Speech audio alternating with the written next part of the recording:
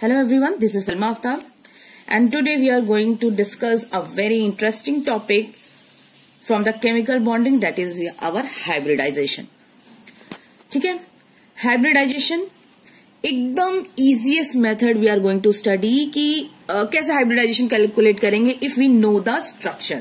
ठीक है, first हम लोग दो तरीके से स्टडी करेंगे. ठीक है, अगर स्ट्रक्चर मालूम है तो if we know the structure of that compound then we just calculate the number of single bond plus lone pair. बस इतना सा. ठीक है, number of single bond plus lone pair. If the value will be 2, अगर इसकी value 2 आती है, value अगर 2 है then hybridization will be 2 है. इट मीन्स क्योंकि हाइब्रिडाइजेशन में इन्वॉल्वमेंट किसका होता है, अपने ऑर्बिटल्स का, तो 2 है then it will be sp. और अगर 3 है तो एक s एंड देन 2p, तो हो गया 3 total. Then if the value will be 4, अगर 4 आता है इसकी वैल्यू, देन ये हो जाएगा s और एक s और p के 3 ऑर्बिटल, हो गया total 4.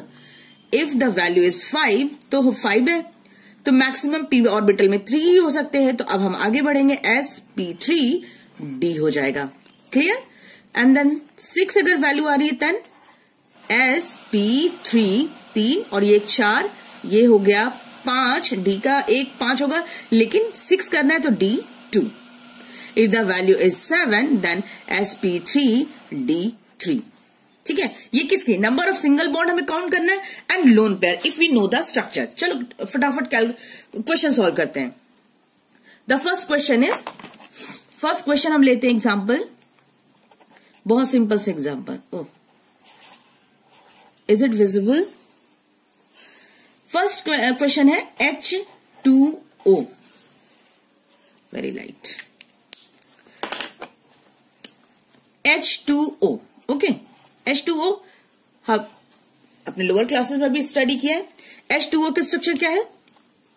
Oxygen is the central atom and we have 2 hydrogen atom, और ऑक्सीजन के ऊपर 2 लोन पेयर होता है. क्लियर है ना, 2 लोन पेयर होता है. अब देखो, count the single bond. Single bond को काउंट कर लेते हैं. काउंट क्या, कितने सिंगल बॉन्ड है, यही तो काउंट करना है. Single bond plus lone pair. ठीक है, तो सिंगल बॉन्ड कितने, 1 2 सिंगल बॉन्ड. लोन पेयर कितने, 1 2 प्लस 2. आंसर इज आवर 4 हो गया, वैल्यू 4 हो गई. हाइब्रिडाइजेशन 4 के लिए वैल्यू क्या है, sp3. It means hybridisation is sp3 for H2O molecule. आ गया इजीली, एकदम बिल्कुल आसानी से. Now come to the next question. फटाफट क्वेश्चन करते हैं, बहुत इजीली सॉल्व हो जाएगा ये. लेकिन ये किसके लिए, जब हमें स्ट्रक्चर पता हो, ऑलरेडी सबके स्ट्रक्चर्स पता हो. Now come to the ammonia.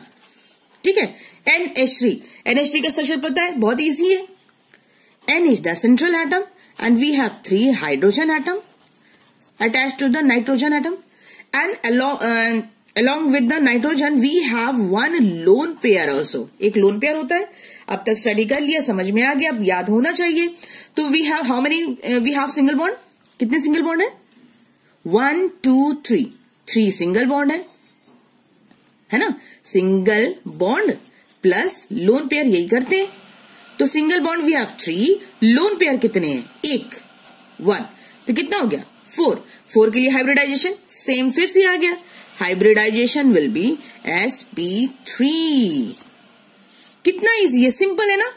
लेकिन स्ट्रक्चर मालूम होना चाहिए. ठीक है, अगर स्ट्रक्चर मालूम है तो हम इजीली कर लेते हैं. चलो एक क्वेश्चन और कर लेते हैं इधर ही साइड में. ठीक है, क्वेश्चन नंबर 3, CO2 का स्ट्रक्चर मालूम है, बहुत सिंपल है. CO2 का स्ट्रक्चर बहुत ही सिंपल है. C double bond O and we don't have any lone pair on the carbon atom. Carbon atom में कोई लोन पेयर नहीं है.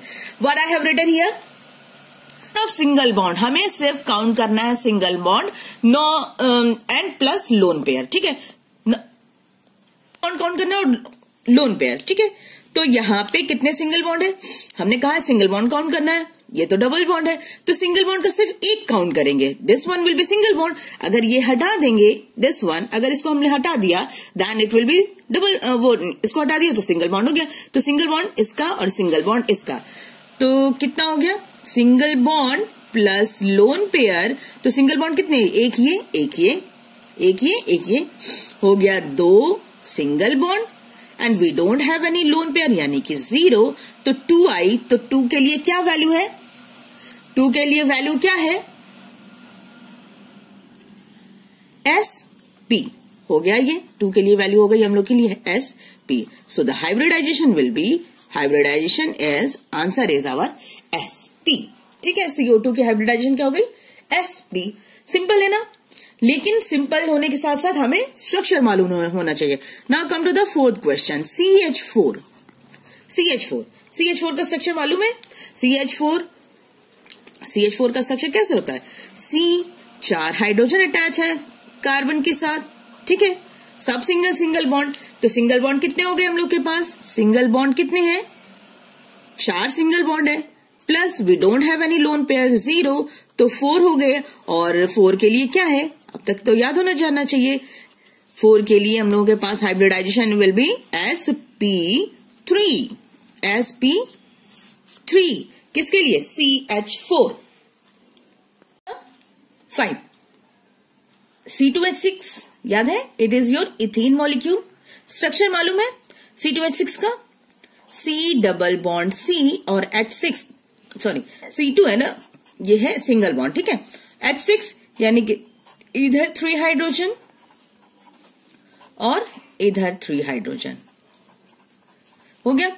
Now determine the hybridization, hybridization निकालो, तो क्या होगा, single bond plus lone pair, we don't have any lone pair, 1 2 3 4 5 6 and